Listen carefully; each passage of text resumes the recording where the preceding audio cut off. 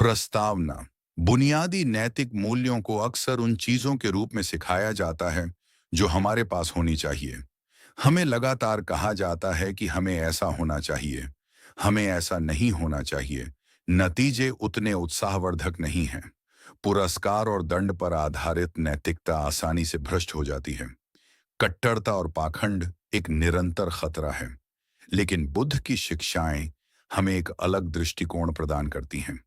बुद्ध बताते हैं कि कैसे अनैतिकता अज्ञान पर और सदाचार ज्ञान पर आधारित होती है। जितना अधिक हम उन कारणों और स्थितियों के जाल को करीब से देखते हैं जिनमें हम अपना जीवन जीते हैं, उतने ही अधिक जीवन मूल्य बेहतरी के लिए बदलते हैं। इस सत्य के बारे में मेरी पहली अंतर्दृष्टि तब आई जब मुझ में अपने माता पिता और गुरुओं के प्रति कृतज्ञता की भावना तेजी से बढ़ी। जब मैंने खुद को धम्म के अध्ययन और अभ्यास में लगन से लगाना शुरू किया। जिस धम्म प्रवचन से यह पुस्तक निकली है, वह इसी अवलोकन से प्रेरित था। मैं उन सभी के प्रति अपनी सराहना व्यक्त करना चाहूंगा जिन्होंने निःशुल्क वितरण के लिए बेटियां और बेटे के इस हिंदी संस्करण को तैयार करने में भूमिका निभाई है। त्रिरत्न के गुण पुस्तक पाठकों सहित सभी का सदैव मार्गदर्शन और रक्षा करें। अजान जयसारो, जनमार आश्रम, थाईलैंड, सितंबर 2023। बेटियां और बेटे। बौद्ध भिक्षु बनने से कई साल पहले तक मैं यह समझता था कि ज्ञान अनुभव से होता है। इसीलिए मैं अपना देश छोड़कर यूरोप और एशिया से अनुभव इकट्ठा करते हुए भारत की ओर चल पड़ा। जितनी ज्यादा मुसीबतें आई, मुझे उतना ही अच्छा लगने लगा, क्योंकि मैं यह समझता था कि मुसीबतें खुद को समझने में सहायक बनेंगी और मेरे जीवन के लिए लाभदायक होंगी। लेकिन भारत की सड़क यात्रा निराशाजनक थी। वह उतनी चुनौतीपूर्ण नहीं थी जितनी मैंने उम्मीद की थी। इसलिए वापस जाते समय बिना पैसों के पाकिस्तान से इंग्लैंड की यात्रा करने का संकल्प किया। मैं यह भी सोच रहा था कि क्या वापसी का पूरा सफर दूसरों की गाड़ियों में बिना पैसे के जाना संभव है या नहीं। और मैं यह भी जानता था कि पैसे और अन्य सुविधाओं के बिना सफर करना कैसा होगा। ऐसा करना काफी साहसिक था और कई घटनाओं को मैं कभी भी नहीं भूल सकता। मैं उनमें से एक घटना बताना चाहता हूं। जब मैं ईरान की राजधानी तेहरान पहुंचा तब मैं बहुत थक चुका था। मैं एक छड़ी की तरह पतला, मेरे सभी कपड़े गंदे और फटे हुए थे। मैं बहुत भयानक लग रहा हूंगा। जब मैंने खुद को एक सार्वजनिक शौचालय के आईने में देखा तो मैं चौंक गया। जहां तक मेरे मन की बात है, तो वह भूखे भूत की तरह लगातार भोजन के बारे में सोच रहा था। आज मुझे कुछ खाने को मिलेगा या नहीं, मेरा पेट खाली रहेगा या कुछ खाने को मिलेगा, ये दूसरे व्यक्तियों पर निर्भर करता था। ऐसी स्थिति में मुझे अपनी अर्जित पारमी, धार्मिक कुशल कर्मों पर भरोसा करना पड़ा, क्योंकि और कुछ नहीं था जिस पर मैं भरोसा कर सकता था। फिर मैं एक ऐसे ईरानी व्यक्ति से मिला जिसने सहानुभूति जताई और मुझे अपनी अंग्रेजी का अभ्यास करने का मौका दिया। उसने मुझे एक कप चाय पिलाई और कुछ पैसे भी दिए। रात को मैं एक छोटी सी शांत और छुपी गली में सोता था। मुझे डर था कि अगर पुलिस वाले मुझे मिले तो मेरी पिटाई करेंगे। सुबह मैं एक सूप की दुकान में पहुंचा, जहां मुझे याद था कि वहां पावरोटी बिना पैसे के मिलेगी। जब मैं सड़क पर चल रहा था तो अपने आंखों के कोने से आकर्षक भोजनालय न देखने की कोशिश कर रहा था और हवा में उधर से आती उसकी सुगंध से बच रहा था। तब मैंने देखा कि एक महिला मेरी ओर चली आ रही है। जब उसने मुझे देखा तो वह दंग रह गई। वह रुक कर मुझे कुछ पल के लिए घूरती रही और मेरे पास चली आई। सांकेतिक भाषा का प्रयोग करते हुए उसने मुझे साथ चलने के लिए कहा। किसी नए अनुभव की खोज में मैं उसके पीछे चल पड़ा और लगभग 10 मिनट चलने के बाद हम एक टाउन हाउस पहुंचे और लिफ्ट से उसकी चौथी मंजिल पर गए। उसने अभी तक एक भी शब्द नहीं बोला था, फिर भी मुझे लगा कि हम उसके अपार्टमेंट में जा रहे हैं। उसके चेहरे पर कोई दोस्ती या अपनेपन वाली मुस्कान भी नहीं थी, सिर्फ एक उग्र चेहरा। फिर एक दरवाजा खुला जो वास्तव में उसका अपार्टमेंट था। वह मुझे रसोई में ले गई और एक कुर्सी की ओर इशारा किया और फिर वह मेरे लिए कई तरह का खाना लेकर लाई। मुझे ऐसा लगा जैसे मैं स्वर्ग में हूं। इस अनुभव से मुझे एहसास हुआ कि आप सबसे स्वादिष्ट खाना तब खाते हैं जब आप वास्तव में भूखे होते हैं और आपका पेट भूख घुड़घुड़ कर रहा होता है। उस महिला ने अपने बेटे को बुलाकर उससे कुछ कहा जो मुझे समझ नहीं आया, लेकिन मैंने देखा कि वह मेरी ही उम्र का था। उसका बेटा कुछ देर बाद एक जोड़ी पतलून और कमीज के साथ वापस आया। जब उसने देखा मैंने खाना खा लिया है, तो उस महिला ने बाथरूम की ओर इशारा करते हुए मुझे नहाने और नए कपड़े बदलने का इशारा किया। मुझे ऐसा लग रहा था कि उसने मेरे पुराने कपड़े जलाने की योजना बनाई थी। वह बिल्कुल भी नहीं मुस्कुराई और कुछ भी नहीं बोली और खुद को सांकेतिक भाषा से समझाया। नहाते समय मुझे लगा कि शायद इस महिला ने मुझ में अपने ही बेटे को देखा और ये सोच रही होगी कि अगर उसके बेटे विदेश की यात्रा की होती और उसके सामने ऐसा कठिन समय होता और अगर वह एक दयनीय स्थिति में होता, तो क्या हुआ होता? वह किस तरह की स्थिति होती? मैंने सोचा कि उसने मुझे मां के रूप में की है। मैंने उसे अपनी माननीय फारसी मां मानने का फैसला किया और बाथरूम में अकेला ही मुस्कुराया। जब मैं तैयार हुआ तो महिला मुझे उसी जगह ले गई जहां हम मिले थे और मुझे वहीं छोड़कर भीड़ में विलीन हो गई। मैंने उसे भीड़ में गायब होते देखा और अंदर ही अंदर मुझे पता था कि मैं उसे जिंदगी भर नहीं भूल पाऊंगा। मैं अंदर से बहुत हिल गया था और मेरी आंखों में आंसू भर आए थे। एक दूसरे को बिल्कुल न जानने के बाद भी उसने मुझे बहुत कुछ दिया। मैं सूखी लाश की तरह पतला था, मेरे कपड़े गंदे और बदबूदार थे और मेरे बाल लंबे और गंदे थे, लेकिन उसे इस बात से कुछ भी आपत्ति नहीं थी। वह मुझे अपने घर भी ले गई और अपने बेटे की तरह मेरी देखभाल की, और वह भी बदले में कुछ भी उम्मीद किए बिना। यहां तक कि मुझे उसने धन्यवाद देने का मौका भी नहीं दिया। अब 20 साल से अधिक हो गए हैं और मैं सार्वजनिक रूप से क्षुब्ध चेहरे वाले बोधिसत्व के गुणों की प्रशंसा करना चाहूंगा, ताकि सभी को मालूम हो कि बड़े शहरों में भी अच्छे लोग हैं और हम जितना सोचते हैं वे उससे अधिक अच्छे हो सकते हैं। ये महिला अकेली ही इतनी अच्छी दिलवाली व्यक्ति नहीं थी जिससे मैं जीवन का अनुभव एकत्र करने के लिए यात्रा करते हुए मिला। मुझे कई देशों के लोगों से मदद और सहानुभूति मिली, भले ही मैंने किसी से कुछ भी नहीं मांगा। मैंने अपने मन में यह निश्चय किया कि भविष्य में यदि इसी प्रकार दूसरों की सेवा करने का मौका मिलेगा तो मैं जरूर करूंगा। मैं दुनिया में मानवीय दया की भावना को बनाए रखने में मदद करना चाहता था।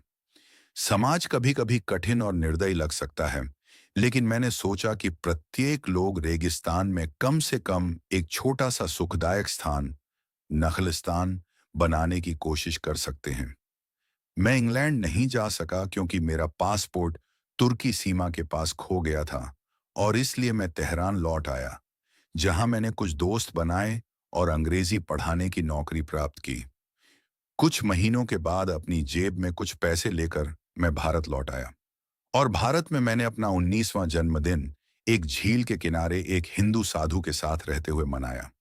वह साधु एक प्रेरक शिक्षक थे जिनके सिद्धांत बौद्ध धर्म के समान थे और उन्होंने मुझे बहुत सी बातें सिखाई।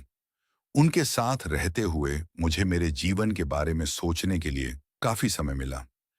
दोपहर में मुझे पास के एक पहाड़ पर चढ़कर एक पुराने पेड़ के नीचे बैठकर हवा का आनंद लेना अच्छा लगता था। नीचे झील और क्षितिज तक फैले रेगिस्तान की ओर देखते हुए मैंने पाया कि मुझे स्पष्ट रूप से सोचने का अवसर मिला है। एक दिन मेरा मन सवालों से भर गया। ऐसा क्यों कि मैं जब भी इतना प्रभावित हुआ तो मुझे उन लोगों की याद आई जिन्होंने मुझे 1 या 2 रात के लिए भोजन या आश्रय दिया। मैंने अपने माता पिता की दयालुता के बारे में ऐसा कभी महसूस नहीं किया था। उन्होंने मेरा 18 साल तक पालन पोषण किया, मुझे हर रोज दिन में 3 या 4 बार भोजन दिया और वे फिर भी चिंतित रहे कि भोजन मेरे लिए स्वादिष्ट है भी या नहीं। जब मैं बीमार था तब वे मुझे डॉक्टर के पास ले गए और वे मुझसे ज्यादा पीड़ित दिखाई देते थे। मैं इन सब से पहले कभी भी प्रभावित क्यों नहीं हुआ? मुझे अचानक एहसास हुआ कि मैं शर्मनाक रूप से उनके प्रति अन्यायपूर्ण था। मुझे एहसास हुआ कि मैं उनके प्रति बहुत ही स्वार्थी हूं। ऐसा अनुभव करने में मुझे लगा जैसे कि कोई बांध टूट गया हो। मेरी माता की कृतज्ञता, उनकी उदारता और दयालुता के कई उदाहरण मेरे मन में प्रकट हुए। वह मेरे लिए माता पिता के प्रति कृतज्ञता की शुरुआत थी। मैं ये विचार जारी रखते हुए सोच रहा था कि जब मेरी माँ गर्भवती थीं, तो उनके लिए कितना मुश्किल रहा होगा। शुरुआत में उन्हें गर्भावस्था की परेशानियां झेलनी पड़ी होंगी और बाद में उनके लिए चलना भी मुश्किल हुआ होगा।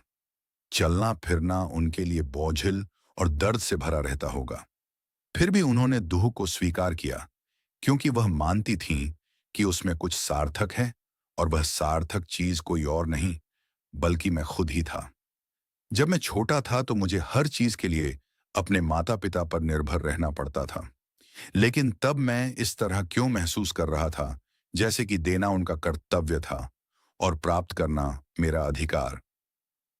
कुछ समय बाद मैंने यह महसूस किया कि मुझे एक सच्ची आंतरिक शरण विकसित करने के लिए बौद्ध धर्म का अभ्यास करने का मौका इसलिए मिला, क्योंकि मेरे माता पिता ने मुझे बचपन में एक स्थिर और भरोसेमंद शरण प्रदान की थी। उन्होंने मुझे अशुद्धियों के साथ युद्ध करने के लिए मेरे हृदय में एक मजबूत नींव डाली थी।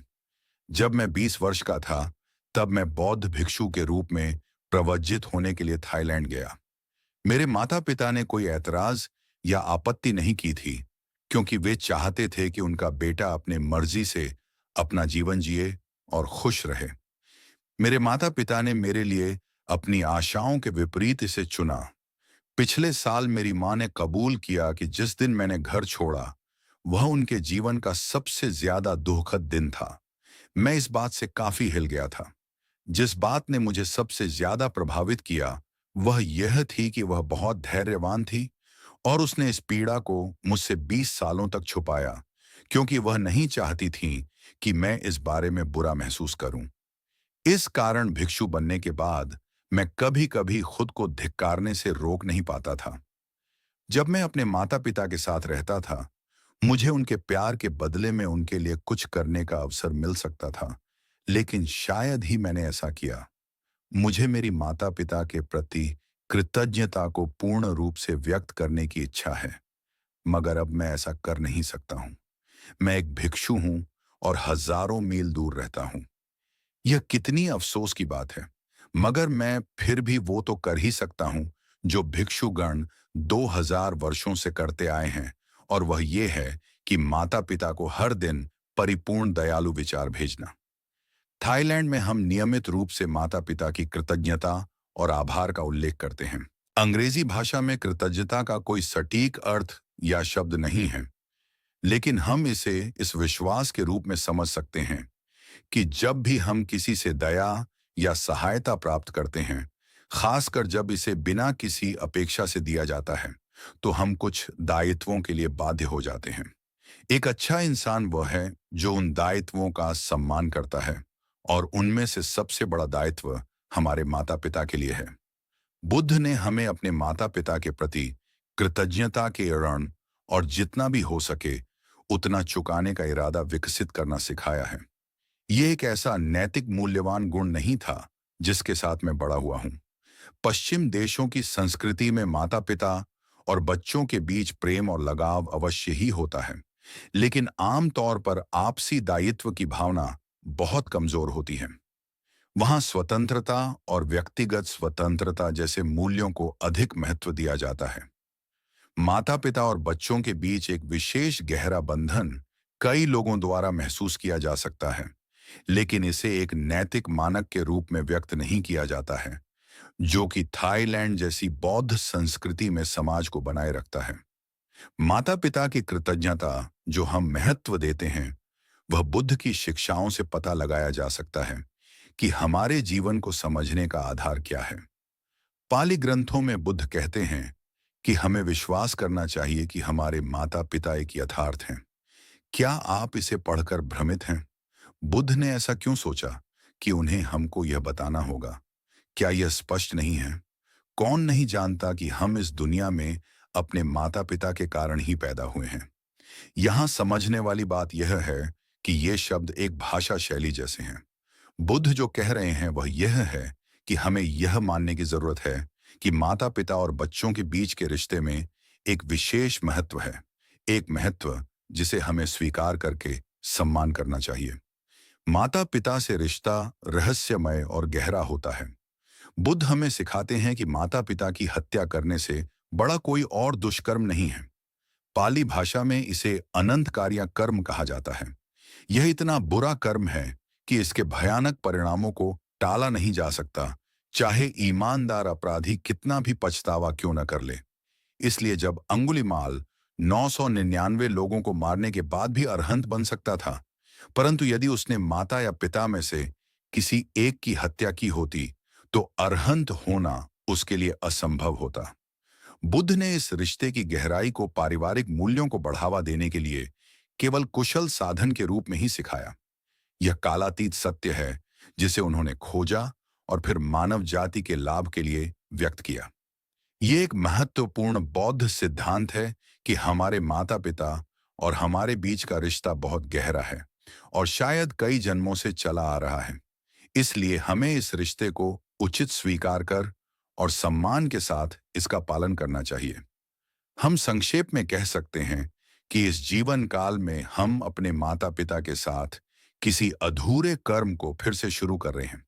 कुछ मामलों में यह अधूरे कर्म खराब तरीके से प्रकट हो सकती है, जैसे कि जब बच्चे को उसके माता पिता द्वारा छोड़ दिया जाता है या बच्चे का उसके माता पिता द्वारा शारीरिक या यौन शोषण किया जाता है। इस प्रकार के मामले हैं भी और बढ़ते भी जा रहे हैं। कुछ माता पिता अपने बच्चों के साथ जो भयानक बर्ताव करते हैं, फिर भी ऐसा व्यवहार इस रिश्ते को झुठला नहीं सकता। वर्तमान जीवन काल एक लंबे नाटक का सिर्फ एक दृश्य है और हम नहीं जानते कि अतीत जीवन काल में क्या हुआ था। एक देखभाल करने वाले समाज के रूप में हमें बच्चों को दुर्व्यवहार से बचाने के लिए हर संभव प्रयास यह स्पष्ट करने के लिए करने चाहिए कि यह कितना अस्वीकार्य है और देश के कानून के अनुसार दोषी माता पिता के साथ व्यवहार करना चाहिए। लेकिन साथ ही हम खुद को यह याद दिलाकर क्रोध और निराशा से दूर रह सकते हैं कि हम माता पिता और उनके बच्चों के बीच की एक जटिल गाथा के एक छोटे से हिस्से को अपनी आंखों से छिपा हुआ देख रहे हैं। इस सच्चाई पर इस प्रकार विचार करते हुए शायद दुर्व्यवहार के शिकार सभी शामिल लोगों को क्षमा करने के लिए अपना रास्ता खोजने में सक्षम हो सकते हैं। सौभाग्य से बहुत कम माता पिता ऐसे होते हैं जो अपने बच्चों के प्रति पूरी तरह से बुरे होते हैं। अधिकांश, जैसा कि ग्रंथ कहते हैं, उनके प्रति देवताओं की तरह अटूट प्रेम, करुणा और सहानुभूतिपूर्ण आनंद से प्रेरित हैं। कई प्रवचनों में बुद्ध हमें सिखाते हैं कि अपने माता पिता से प्रगाढ़ प्राप्ति को कैसे लौटाया जाए। उनमें से सबसे प्रसिद्ध एक शिक्षा है जिसे 6 डायरेक्शन, 6 दिशाएं कहा जाता है, जिसे बुद्ध ने सिगाल का नाम के एक युवक को दी थी। उस शिक्षा का एक हिस्सा कहता है कि युवा गृहस्थ या बालक को 5 प्रकार से अपने माता पिता की सेवा स्वयं से यह कहकर करनी चाहिए। 1. उनके द्वारा पोषित, मैं उपयुक्त समय पर उनका पोषण करूंगा। 2. मैं उनके काम में उनकी मदद करूंगा। 3. मैं परिवार के सम्मान और परंपराओं को आगे बढ़ाऊंगा। 4. मैं अपने आप को अपनी विरासत के योग्य बनाऊंगा। 5. मैं उनकी मृत्यु के बाद उन्हें भेंट चढ़ाऊंगा और पुण्यों को साझा करूंगा। DII 199 इस प्रवचन की शिक्षाएं बौद्ध समाज की आदर्श संरचना को दर्शाती हैं। एक दूसरे के प्रति लोगों की जिम्मेदारियों पर जोर अधिकारों के बजाय कर्तव्यों पर महत्व देती हैं।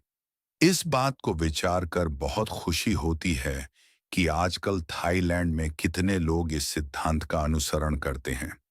लेकिन एक और प्रवचन है जिसका मैं यहाँ उल्लेख करना चाहूंगा, जो कि कम प्रसिद्ध और प्रचलित है। इस प्रवचन में बुद्ध कहते हैं कि यदि कोई बच्चा अपनी माँ को एक कंधे पर और पिता को दूसरे कंधे पर रखकर उन्हें 100 साल तक इधर उधर ले जाता है, उन्हें अच्छी तरह से वह भोजन प्रदान करता जिसमें वे आनंद लेते हैं, स्नान और मालिश करवाता है, उन्हें अपने कंधे पर मलत्याग और पेशाब कर्म की अनुमति देता है या उन्हें भारी मात्रा में धन देता है और उन्हें एक उच्च पद और शक्तिशाली स्थिति प्रदान करे, भले ही बच्चा माता पिता के लिए यह सब करता है, फिर भी वह पर्याप्त रूप से उनका कर्ज चुकाने में असमर्थ होगा। कर्ज वह सब जो कुछ भी उन्होंने बच्चे के लिए किया है। हालांकि यदि बच्चा माता पिता को धर्म के काम या कोई आस्था जगाने में मदद कर सकता है, माता पिता पंचशील उपदेशों का अभ्यास नहीं करते हैं या उनका असंगत रूप से अभ्यास करते हैं, और यदि बच्चा उनके नैतिक आचरण को बेहतर बनाने में मदद करता है, या अगर बच्चा कंजूस माता पिता को दान या दूसरों की मदद कर्म में आनंद दिलवा सकता है, या उनको मानसिक अशुद्धियों और पीड़ा को दूर और समाप्त करने के लिए ज्ञान विकसित करने में मदद करता है, तो कहा जा सकता है कि जो बच्चा इन कार्यों में सफल होता है, तब उसने वास्तव में अपने माता पिता के लिए कृतज्ञता का कर्ज चुकाया है। इस प्रवचन में विचार करने के लिए कई बिंदु हैं। मेरा मानना है कि बुद्ध ने उपहास करते हुए यह शिक्षा दी थी। यदि आप ऐसा नहीं सोचते हैं, तो अपने माता पिता को अपने कंधों पर बैठे हुए खिलाते हुए खुद को चित्रित करने का प्रयास करें। 100 साल के बारे में सोचने की जरूरत नहीं है। शायद आप 5 मिनट के लिए उनका वजन नहीं उठा पाएंगे। कुछ माताएं, मैं यहां अपनी माता के बारे में सोच रहा हूं, कंधों पर नहीं बैठना चाहती क्योंकि उन्हें गिरने का डर होगा, जिसके कारण उनके हाथ पैर टूट सकते हैं। मुझे लगता है कि बुद्ध ने इस तरह की अतिशयोक्ति का उपयोग इसलिए किया क्योंकि वह चाहते थे कि हम इसकी कल्पना करें कि जब इतनी अविश्वसनीय चीजें इस तरह से करना पर्याप्त नहीं होगा, तो आज जो मैं उनके लिए कर रहा हूं वह कैसे पर्याप्त हो सकता है। वह चाहते थे कि हम देखें कि यह एक बहुत बड़ा अरण है, और सामान्य तरीके से हम उनकी कितनी भी सेवा करें, यह केवल ऐसा है जैसे हम आरण पर ब्याज का भुगतान कर रहे हैं। जब हम कर्ज में होते हैं, तो उधार देने वाला इस बात में दिलचस्पी नहीं रखता कि हमने अतीत में कितना भुगतान किया है, बल्कि वह यह गणना करता है कि भविष्य में कितना भुगतान किया जाना बाकी है। इसी प्रकार हमारे माता पिता के लिए हमारे आरण पर विचार करने के बजाय हमें ये सोचना चाहिए कि क्या शेष रह गया है जो अभी तक क्या हमने नहीं किया है। हमारे माता पिता पर जो आरण बकाया है, वह एक साधारण आरण नहीं है, यह एक पवित्र दायित्व है। बुद्ध हमें सिखाते हैं कि 6 दिशाओं नाम के प्रवचन में भी जो माता पिता की सेवा के बारे में सिखाया गया है, उसके अतिरिक्त एक बौद्ध को अपने माता पिता को प्रोत्साहित करने की कोशिश करनी चाहिए, जिससे वे अच्छे कर्म करें और अच्छे मार्ग पर चलें। बच्चों को अपने माता पिता का एक अच्छा दोस्त या कल्याण मित्र बनना चाहिए। यहाँ हम अधिक स्पष्ट रूप से देखकर यह समझ सकते हैं कि बौद्ध समाज का एक ऐसा विचार है जहाँ लोग एक दूसरे के अच्छे दोस्त बनने की कोशिश करते हैं। बड़े भाई बहनों को छोटों के साथ एक अच्छा दोस्त बनने की कोशिश करनी चाहिए, और छोटे भाई बहनों को बड़े के साथ भी अच्छा दोस्त बनने की। एक पति को अपनी पत्नी के साथ अच्छा दोस्त बनने की कोशिश करनी चाहिए, और पत्नी को अपने पति के साथ। हमें अपने दिल में नकारात्मक भावनाओं को कम करने और प्रेमपूर्ण दया, करुणा और ज्ञान पर आधारित जीवन और समाज बनाने के लिए मिलकर काम करने में एक दूसरे की मदद करनी चाहिए। ऊपर उल्लेख किए हुए प्रवचन में बुद्ध ने 4 गुणों को महत्व दिया है। मैं उन्हें यहां दोहराना चाहता हूं। श्रद्धा, विश्वास। यह विश्वास है कि बुद्ध एक पूरी तरह से प्रबुद्ध व्यक्ति हैं, उनकी शिक्षाएं सत्य हैं, और यह कि बुद्ध की शिक्षाओं से उन लोगों की मुक्ति होगी जो उन शिक्षाओं पर गंभीरता से अभ्यास करते हैं। यह विश्वास कि ऐसे लोग हुए हैं जिन्होंने बुद्ध की शिक्षाओं का अच्छी तरह से अभ्यास किया है और मुक्ति को प्राप्त हुए हैं। यह विश्वास कि ब्रह्मांड में सभी प्राणियों में से यह महान मुक्त प्राणियों का समूह सम्मान के सबसे योग्य है। यह विश्वास कि मनुष्य के रूप में हम अपने भाग्य को स्वयं नियंत्रित करते हैं। परिस्थितियां अच्छी हों या बुरी, हम सुख का अनुभव करें या दुख का, यह हम पर निर्भर करता है। हमारा जीवन आत्मा, भूत प्रेत, देवदूत या दैवीय शक्ति पर निर्भर नहीं करता, बल्कि हमारे अतीत में और सबसे महत्वपूर्ण रूप से वर्तमान में अपने कायिक, वाचिक और मन के कर्मों पर निर्भर करता है। श्रद्धा का अर्थ है हमारी आत्मज्ञान की क्षमता में विश्वास, और यह विश्वास कि मनुष्य को अपने जीवन में सबसे महत्वपूर्ण चीज प्राप्त करनी चाहिए, और वह यह है कि दुखों और उनके कारणों से मुक्तिशील नैतिक सद्गुण, आचरण की सुंदरता और बड़प्पन है। यह उस क्षमता को प्रकाशित करता है जो कुछ कहने या करने से परहेज कर स्वयं को या दूसरों को नुकसान से बचाता है। शील शरीर और वाणी के माध्यम से निर्मित बुरे कर्मों से मुक्ति दिलवाता है।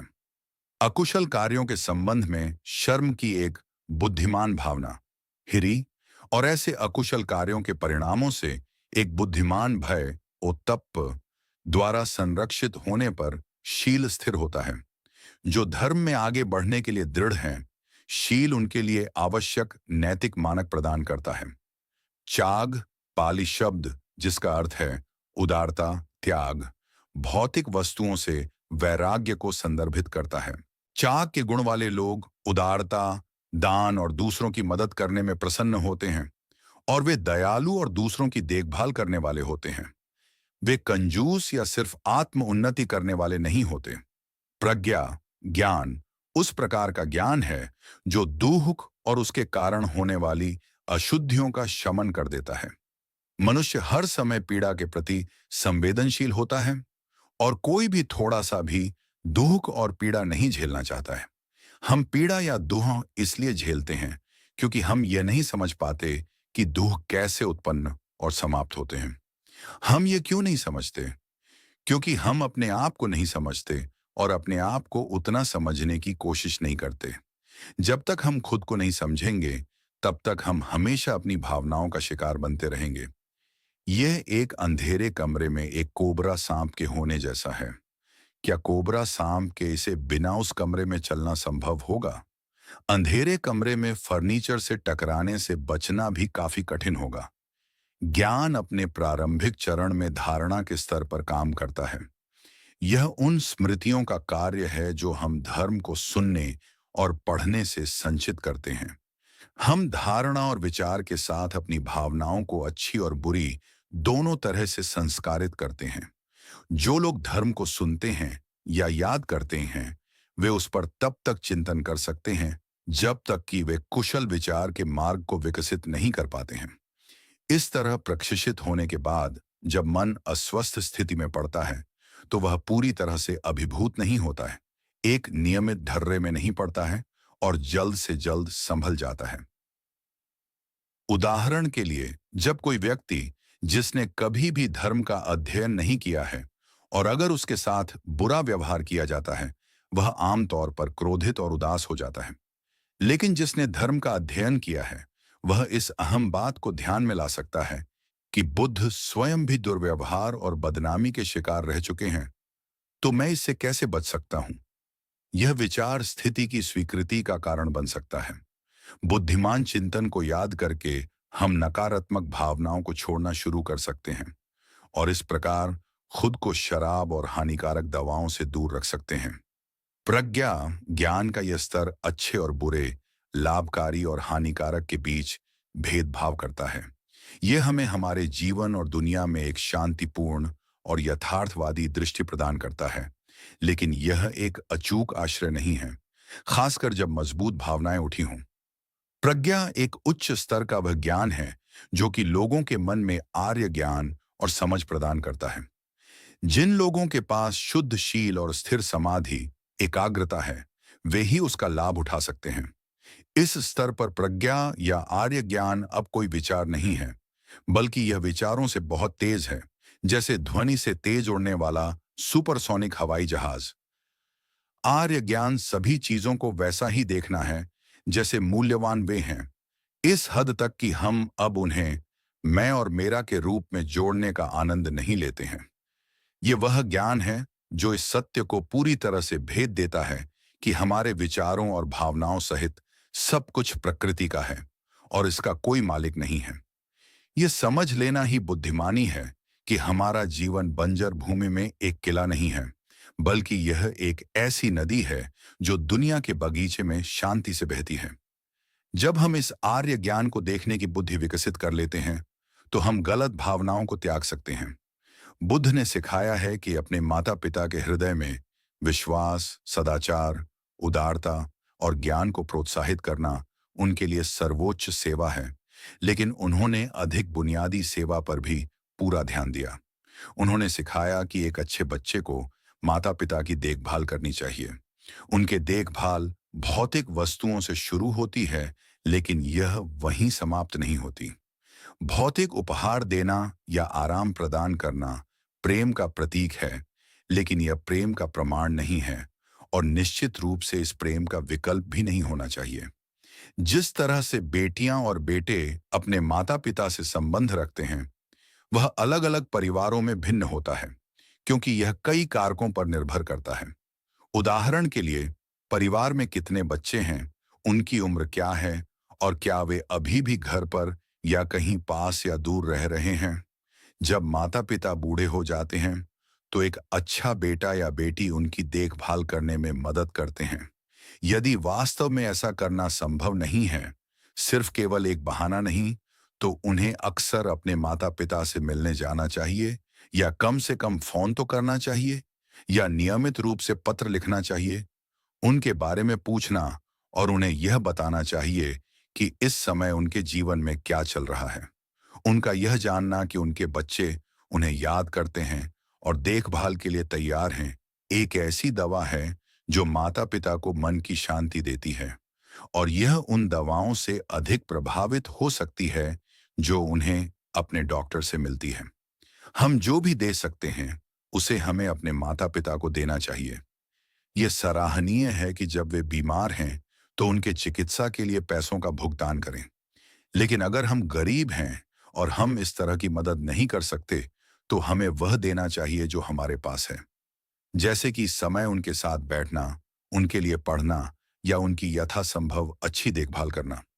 उदाहरण के लिए मालिश करना, उन्हें नहलाना या उन्हें खाना खिलाना। भौतिक उपहार या धन की तुलना में ये चीजें हमारे माता पिता के लिए अधिक मूल्यवान हो सकती हैं। ऊपर जो मैंने ये प्रवचन उद्यत किया है, वह हमें बताता है कि हमारे जीवन में सुख और दुख का सबसे बड़ा कारक विचार और भावनाएं हैं, या दूसरे शब्दों में कह सकते हैं कि मन ही तो है। यही कारण है कि बुद्ध कहते हैं कि यह उन लोगों के लिए एक महान पुण्यकारी है जो अपने माता पिता को हित कर गुणों को विकसित करने और सुखद आनंदमय मानसिक अवस्थाओं का अनुभव करने में मदद करते हैं। यह एक प्रकार का दान है जो हमारे माता पिता को एक अमूल्य उपहार प्राप्त करने में सक्षम बनाता है। अपने माता पिता को भौतिक उपहार देना, दावत देना, उन्हें भोजन के लिए बाहर ले जाना या छुट्टी पर ले जाना अच्छी बात है और खूब करना चाहिए, लेकिन इस प्रकार के उपहार सीमित हैं। भौतिक चीजें विशेष रूप से टूट कर गिर सकती हैं, और यहां तक कि बुजुर्गों के लिए एक ऐसी चिंता का कारण बन सकती है कि वे दो धारी तलवार के समान बन जाते हैं। माता पिता को दिया गया समर्थन और देखभाल इस जीवन में ही उनकी मदद कर सकता है। बुद्ध ने कहा कि अपने माता पिता के प्रति प्रेम और कृतज्ञता दिखाने के इन प्रशंसनीय तरीकों के अलावा हमें उनके आध्यात्मिक कल्याण की अपेक्षा करनी चाहिए। हमारे माता पिता के हृदय में जो अच्छे गुण उत्पन्न होते हैं, उनमें कोई कमी नहीं होती। वे बाहरी परिस्थितियों पर निर्भर नहीं करते हैं, कोई उन्हें चुरा नहीं सकता है, और वे अगले जीवन के लिए प्रावधान प्रदान करते हैं। इसी कारण से बुद्ध आंतरिक सद्गुणों को एक उत्कृष्ट खजाना या उत्कृष्ट धन समझते हैं। वे उत्कृष्ट हैं क्योंकि वे कष्टों से पूर्ण मुक्ति प्राप्त करने के सही साधन हैं। हमें हितैषियों को जितना हो सके उतना सुख और आराम देना चाहिए, लेकिन साथ ही हमें यह भी नहीं भूलना चाहिए कि उसके आगे क्या है। हमारे माता पिता सांसारिक क्षेत्र में भटकते हुए जो कष्ट सहते हैं, उन्हें कम करना उनके कष्टों के कारणों को हल्का करने की अपेक्षा में छोटा है। मूल बौद्ध सिद्धांतों को सारांशित करने के लिए हम अपने माता पिता के प्रति दयालुता के आरण का सम्मान कैसे करते हैं, यह हमारी मान्यताओं पर निर्भर है। बेग नित्य पुनर्जन्म कष्टदायक कष्ट है और इसके चक्र से मुक्ति ही सच्चा सुख है। 2. पुनर्जन्म अशुद्धियों क्लेशों से प्रभावित होता है। 3. मनुष्य अशुद्धियों को छोड़ सकते हैं और उन्हें ऐसा करना चाहिए। 4. दोषों और अशुद्धियों को त्यागना और अच्छे गुणों को विकसित करना ही सच्चे सुख की ओर जाने वाला अभ्यास है। प्रश्न ये है कि बुद्ध के सुझाव के अनुसार हम अपने माता पिता को श्रद्धा, शील, त्याग और प्रज्ञा समृद्ध और विकसित करने के लिए प्रोत्साहित कर सकते हैं। ऐसा करते हुए हमें कुछ निराशा के लिए तैयार रहना चाहिए। हो सकता है कि हम यह सब करने में पूर्ण रूप से सक्षम नहीं हों या केवल आंशिक परिणाम प्राप्त कर पाएं। हमारे युवाओं को झुकना अपेक्षाकृत कठिन होता है, तो उनकी पुरानी पीढ़ी को यह आसान कैसे हो सकता है? थाईलैंड में एक कहावत है कि हरी डंडी को मोड़ना आसान है, लेकिन सूखी डंडी को मोड़ना मुश्किल है, जिसका अर्थ है कि युवा लोगों को पढ़ाना आसान है, लेकिन बुजुर्गों को सिखाना कठिन है। अपने माता पिता से नाराज या निराश न हों और प्रयास करना न छोड़ें, अन्यथा आपका मन धुंधला और नकारात्मक हो जाएगा। परिवर्तन का विरोध करना लोगों के लिए सामान्य बात है, इसीलिए बिना किसी आशा के समझदारी से काम लें। इसे करें क्योंकि पुत्र या पुत्री के लिए ऐसा करना सही है, लेकिन इसके लिए अपनी अच्छाई के कारण खुद को पीड़ित न होने दें। एक अच्छा उदाहरण स्थापित करना बहुत महत्वपूर्ण है, क्योंकि पुरानी कहावत है कि किसी कार्य को करना उसके बारे में बातें करने से अधिक असरदार है। इसलिए इनको समझाने का सबसे अच्छा तरीका केवल बोलना नहीं हो सकता। अगर हम अपने माता पिता को धर्म के अभ्यास से होने वाले लाभों को देखने दें, जैसे कि यदि वे हमारे अंदर उदारता, शांति, प्रेमपूर्ण दया, विवेक, दृढ़ता जैसे गुण देखते हैं, तो यह उन्हें हम पर विश्वास और स्वयं अभ्यास करने की प्रेरणा दे सकता है। सरल शब्दों में कहें तो अगर हम अपने माता पिता की मदद करना चाहते हैं, तो हमें खुद की भी मदद करनी होगी। अपने माता पिता को तीसरा गुण, त्याग त्याग जगाने में मदद करना शायद सबसे आसान है, क्योंकि थाई समाज में इस पर हमेशा ही ज्यादा जोर दिया जाता है। मैं कल्पना भी नहीं कर सकता कि दुनिया में कोई और ऐसा देश हो जहां लोग थाईलैंड की तुलना दान देने में अधिक आनंद लेते हैं। इसीलिए एक अच्छा बेटा या बेटी माता पिता को दान देने में शामिल होने के लिए आमंत्रित करता है, जो वास्तव में बड़े पैमाने पर बौद्ध धर्म और समाज के लिए लाभदायक होगा। क्या और कहां देना है, इसको चुनने में हमें अपनी बुद्धि का उपयोग करना चाहिए। उदाहरण के लिए संघ को उपहार देते समय हमें इस बात की जानकारी होनी चाहिए कि विनय, बौद्ध सिद्धांत, एक भिक्षु को उन आम लोगों से कुछ भी अनुरोध करने की अनुमति नहीं देता जो उससे संबंधित नहीं है, सिवाय इस स्थिति में कि उन्हें ऐसा करने के लिए औपचारिक निमंत्रण प्रवरणा है। अगर कोई भिक्षु आपसे कुछ दान में मांग करता है और आप इसे देने में असमर्थ हैं, तो भयभीत ना हो। ऐसा करके वह बौद्ध सिद्धांतों, विनय के एक नियम को तोड़ रहा है, और आपको इस बात से डरने की जरूरत नहीं है कि उसे कुछ न देना एक बुरा कर्म होगा। इसके विपरीत उस भिक्षु को देना एक दोष होगा, क्योंकि आप भिक्षु के अनैतिक कार्य का समर्थन कर संघ को कमजोर कर रहे होंगे। उपयुक्त उपहार दें। उनकी कीमत इस बात का सूचक नहीं है कि कितना पुण्य मिलेगा, और आप इस तरह से दें कि दान देने से पहले, उसके दौरान और बाद में आप आनंद महसूस करें। कुछ चीजें परिवार के सदस्यों के बीच जुड़ाव की भावना को उतना ही बढ़ाती हैं जितना कि उदारता के सामूहिक कार्य। इसके अलावा हम सादा जीवन जीकर अपने माता पिता के लिए एक उदाहरण बन सकते हैं, जैसे कि फिजूल खर्ची से पैसा खर्च नहीं करना और भौतिक चीजों के प्रति अनुचित रूप से मोहित नहीं होना। अपने माता पिता को इस तरह याद दिलाने से, निश्चित रूप से उन्हें उपदेश देकर नहीं, वे भौतिक चीजों के प्रति अपने दृष्टिकोण पर विचार करने के लिए प्रेरित हो सकते हैं। हम अपने माता पिता के लिए उन्हें खुद को देखने के लिए एक दर्पण बन सकते हैं, और ऐसा करने से हम उनकी सेवा करते हैं, क्योंकि भौतिक वस्तुओं से मुक्त होना त्याग त्याग शब्द का दूसरा अर्थ है।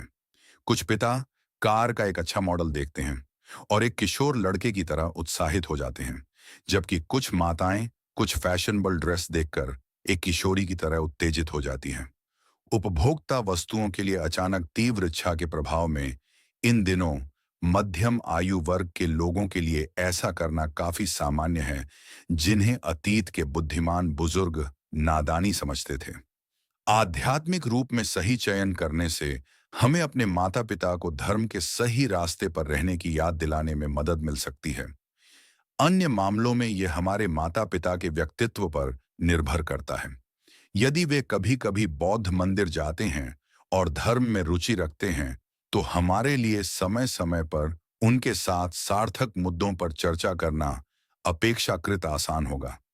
लेकिन अगर उन्हें धर्म में कोई दिलचस्पी नहीं है और वे स्वस्थ हैं और उन्होंने खुद को मृत्यु की अटलता के बारे में नहीं सोचा है, तो वे रक्षात्मक बनकर इसके खिलाफ जा सकते हैं। जो लोग अपनी आध्यात्मिक अशुद्धियों, क्लेशों को एक कीमती वस्तु की तरह समझते हैं, कुछ ऐसा जो उनके जीवन में रस लाता है, वे महसूस करेंगे कि धर्म उनके विचारों पर आक्रामक है और वे इसे टालने या अस्वीकार करने का प्रयास करेंगे। अगर ऐसा है तो हमें यह स्वीकार कर उनके अधिकार का सम्मान करना होगा। उन्हें परेशान या उन पर कोई दबाव न डालें। धर्म कोई ऐसी चीज नहीं है जिसे आप किसी पर थोप सकते हैं, भले ही उनकी नीयत अच्छी हो।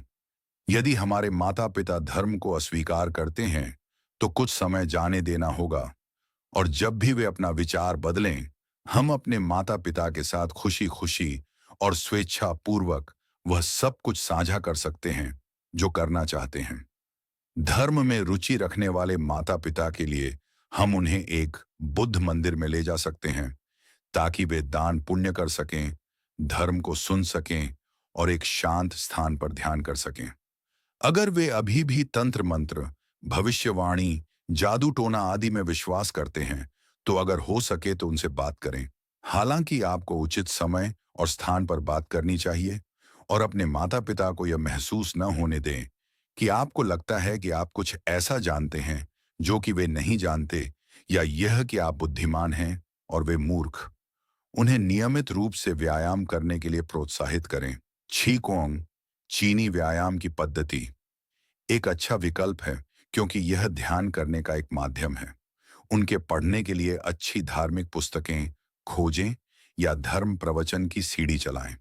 उनसे जन्म, बुढ़ापा, बीमारी और मृत्यु के बारे में स्वाभाविक तरीके से बात करें और उन्हें यह देखने दें कि ये बातचीत के लिए अशुभ विषय नहीं है। विश्वास और आर्य ज्ञान जीवन की सच्चाइयों का सामना साहस से करने से बढ़ते हैं।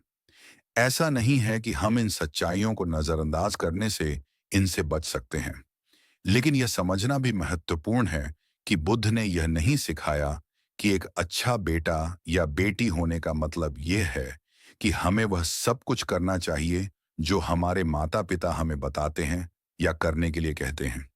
वे जो चाहते हैं उसे करने से इनकार करना हमेशा गलत नहीं होगा। क्यों? क्योंकि कुछ माता पिता ऐसे होते हैं जो अपने बच्चों को ऐसे काम करने के लिए कहते हैं जो अनुचित हैं। उन माता पिताओं को मना करना गलत नहीं है जो हमें कुछ गलत काम या शराब पीने या जुआ खेलने जैसे दोषों में शामिल होने के लिए कहते हैं। हमारे दायित्व अपने माता पिता तक सीमित नहीं हैं।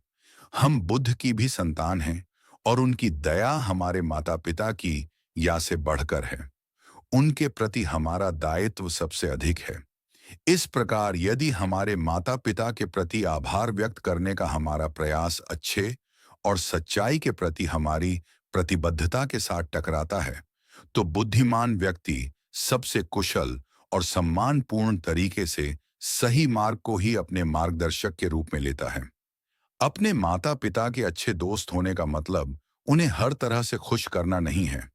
कठोर और असंवेदनशील हुए बिना हमारे पास स्पष्ट सिद्धांत होने चाहिए और निष्पक्ष रहने की कोशिश करनी चाहिए। यदि आपको सुबह या शाम को कुछ समय मिल सके, तो अपने माता पिता को अपने साथ जप और ध्यान करने के लिए आमंत्रित करना चाहिए। ध्यान प्राप्ति करने वालों को शांति, एक अद्भुत खुशी, शक्ति और चमक प्रदान होती है। शांत मन वाले लोग लंबा जीवन जीते हैं क्योंकि स्थिर मन की शक्ति हमारी प्रतिरक्षा तंत्र को कमजोर करने वाली निराशा, विचारों का प्रसार और चिंताओं को दबा सकती है। यदि हमारे माता पिता ध्यान के अभ्यास में निपुण हो जाएं, तो बीमार होने पर उनके पास एक महान आतंरिक आश्रय होगा। ध्यान को प्रभावी होने के लिए इसे बोलचाल और व्यवहार में प्रशिक्षित करने के प्रयासों से जोड़कर विकसित किया जाना चाहिए। अपने माता पिता को उनकी मानसिक अशुद्धता, क्लेश को कम करने में मदद करने का एक आसान तरीका है कि हम उनके साथ गलत बातचीत ना करें।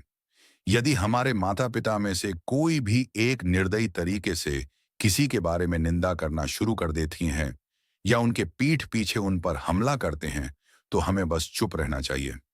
यदि हम जवाब न दें और इसमें शामिल न हों, तो हमारे माता पिता ऐसी बातों में रुचि खो देंगे और शायद कुछ आत्म जागरूकता प्राप्त करेंगे। बेटियां और बेटे जो अभी भी परिवार के घर में रह रहे हैं, उनको उन बहसों में तटस्थ रहने की कोशिश करनी चाहिए जो उनके माता पिता के बीच कभी-कभी उत्पन्न हो सकती हैं। तनावपूर्ण समय में माता और पिता दोनों अक्सर अपने बच्चों को अपनी तरफ खींचने की कोशिश करते हैं। एक अच्छे बेटी या बेटा ऐसा नहीं होने देंगे और एक निष्पक्ष पंच बनने का लक्ष्य रखेंगे। हमें क्रोधित माता पिता को शांत करने की कोशिश करनी चाहिए और सावधान रहना चाहिए कि ऐसा कुछ न कहें या ऐसा न करें जिससे स्थिति और खराब हो जाए। हमें माता पिता को अपने मतभेदों को सुलझाने में मदद करनी चाहिए, बिना किसी का पक्ष लिए। ये महसूस न होने देना चाहिए कि वे जीत या हार गए हैं। हमें अपने माता पिता की शिकायतों को धैर्यपूर्वक सुनने का प्रयास करना चाहिए।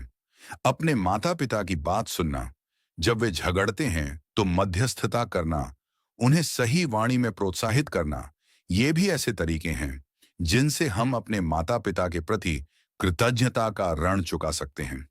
यदि हम लंबे समय तक अपने माता पिता के अच्छे मित्र बने रहें, तो वे हम पर अधिक से अधिक भरोसा और हमारा सम्मान करने लगेंगे। उन पर हमारा प्रभाव और उन्हें अच्छे से प्रोत्साहित करने के अवसर भी इसी तरह बढ़ेंगे। लेकिन इसमें समय लगता है और हमें जल्दबाजी नहीं करनी चाहिए। हमें यह भी देखना चाहिए कि हमारे प्रयासों से हमें कैसे लाभ होता है। वृद्ध लोगों के साथ सही व्यवहार करने के लिए बहुत धैर्य की आवश्यकता होती है। जैसे जैसे लोग बड़े होते जाते हैं, वे अक्सर चिड़चिड़े, कमियां निकालने वाले या भुलक्कड़ हो सकते हैं। उनके आसपास होने से हम आसानी से इससे चिढ़ सकते हैं और इसलिए हमें आंतरिक संतुलन को बनाए रखने के लिए सावधान रहना होगा। इस तरह उनकी मदद करने में हम अपनी भी मदद करते हैं। वास्तव में यह संसार उपकारों की दुनिया है। क्या हमने आज जो खाना खाया उसे उगाया? यह कहाँ से आया? आज जो हमने कपड़े पहने हैं, क्या हमने बनाए हैं? कपड़ा कहाँ से आया? कपास से बने कपड़ों के एक टुकड़े के लिए कपास के किसानों, कपास काटने वालों, कपास बुनकरों, दर्जी डिजाइनरों, बुनाई और सिलाई मशीनों के डिजाइनरों, निर्माताओं और विक्रेताओं की आवश्यकता होती है। अगर आज हम फोन का इस्तेमाल करते हैं, टीवी देखते हैं या कार में बैठते हैं, तो हम कितने देशों में कितने लोगों की बुद्धिमानी और परिश्रम पर निर्भर हैं। हमारे पास जो कुछ भी है, उनकी उत्पत्ति की सराहना करके मन शांत हो सकता है और हमें दुनिया भर के लोगों के बीच संबंधों के जाल से अवगत करा सकता है, जो नग्न आंखों के लिए अदृश्य है। हम न केवल अपने साथी मनुष्यों के ऋणी हैं, परंतु अन्य जीवित प्राणियों के भी ऋणी हैं। उदाहरण के लिए, यदि केंचुए मिट्टी नहीं खाते, तो हम फसलें नहीं उगा पाते और कृषि के बिना मानव जाति जीवित नहीं रह सकती। हमारा केंचुए के प्रति कृतज्ञता का एक बहुत बड़ा ऋण है और फिर भैंस, गाय और अन्य कृषि जानवर भी हैं। क्या हम उनके प्रति कृतज्ञता महसूस करते हैं? दरअसल मुझे डर है कि अगर इस दुनिया से मानव जाति गायब हो गई, तो सारे जीव एक साथ इकट्ठा हो जाएंगे और इतनी जोर से जय जयकार करेंगे कि वे अपनी आवाज ही खो देंगे। मनुष्य बहुत ही कृतघ्न प्रवृत्ति का है। हम प्राकृतिक संसाधनों को समाप्त करके प्रकृति को नष्ट कर रही हैं और अपने सभी व्यक्तिगत लाभ के लिए दुनिया को ही न रहने योग्य बनाने के करीब हैं। हमारे कार्यों के पीछे यह भ्रम है कि हम दुनिया के मालिक हैं और हमारे साथ साझा करने वाले जीवों और पौधों के प्रति हमारी कोई जिम्मेदारी नहीं है। बौद्ध होने के नाते हमको इससे अधिक चतुर होना चाहिए। सिर्फ यही नहीं, हम में से अधिकांश ने पश्चिमी जीवन के इस पागलपने को अनजाने में अपना लिया है। परिणाम स्वरूप हम उदासीनता बरतते हैं। हमारे द्वारा किए गए इस कर्म का फल हमें और हमारे वंशजों को भविष्य में भोगना पड़ेगा और इसका दोषी हमारे अलावा कौन है? समस्या के समाधान के लिए अभी भी बहुत देर नहीं हुई है, लेकिन हमें अपने दृष्टिकोण को बदलना होगा ताकि हम दुनिया में दया और उपकार की माप और इसकी गहराई को महसूस कर सकें। हमें मानव स्वार्थ की शक्ति को कम करने के लिए मिलकर काम करने की कोशिश करनी चाहिए और इसकी शुरुआत हम अपने परिवार से कर सकते हैं। बुद्ध कहते हैं कि किसी ऐसे व्यक्ति को खोजना अत्यंत कठिन है जो पिछले जन्म में कभी भी हमारा पिता, माता, भाई या बहन नहीं रहा हो। इसलिए जब हम अपने माता-पिता और परिवार के अन्य सदस्यों के प्रति कृतज्ञता के ऋण पर चिंतन करते हैं, तो कृपया इस शिक्षा को भी याद रखें। सभी साथी मनुष्यों के प्रति अपना आभार व्यक्त करने के लिए अपने प्रयासों का विस्तार करें। अपने आसपास के सभी लोग जो इस दुनिया में रहते हैं, उन सब के लिए एक अच्छा दोस्त बनने के लिए खुद को प्रशिक्षित करें। अंत में ऐसी कामना है हम सब एक अच्छे दोस्त का जीवन जी सकें। अपने और दूसरों के लिए हितकारी कार्य करने, बोलने और सोच से स्वयं के अच्छे दोस्त बने। उन लोगों के अच्छे दोस्त बने जिन्होंने आपकी मदद की है, खासकर आपके माता-पिता। जो भी आप उन्हें दे सकते हैं, उन्हें दें और जिस किसी ने भी आपकी मदद की हो, उसकी मदद करने योग्य बने। सबसे महत्वपूर्ण बात यह है कि त्रिरत्न की शक्ति से आपके माता-पिता और हम सभी श्रद्धा, शील, त्याग, त्याग और प्रज्ञा के गुणों के साथ हमेशा आगे बढ़ें और समृद्ध हों।